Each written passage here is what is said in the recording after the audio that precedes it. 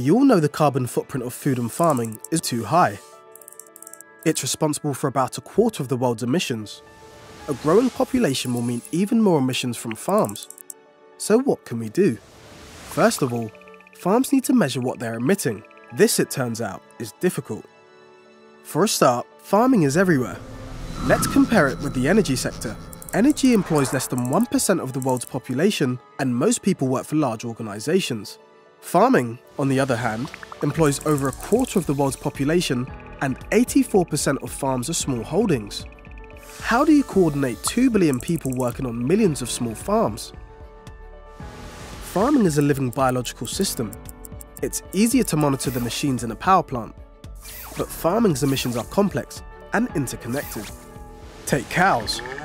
Although emissions of a country and sector aren't directly comparable, dairy farming creates around the same amount of greenhouse gas as the whole of the US. So we need to get serious about measuring what our cows are doing. But how? How do you count cow burps? And how do you measure the impact of methane against CO2 emissions? It is not easy to put an exact figure on how much greenhouse gas a farm emits, but the sector is working on increasing insight, as is Rabobank, an agricultural cooperative bank. Rabobank signed the UN's Net Zero Banking Alliance, which meant that from 2020, it started reporting on not just its own emissions, but the emissions of the companies it finances. Using the internationally respected PICAF methodology and the best available public data, it managed to put a number on its financed emissions. And this is it.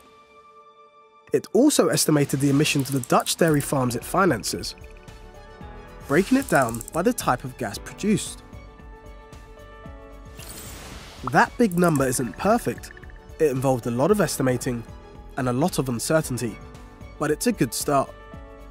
And in the coming years, the methodology will be refined to get even more accurate figures.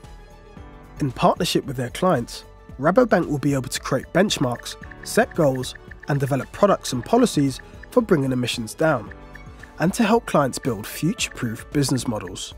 Because once you know how big a number is, you can work out how to make it smaller.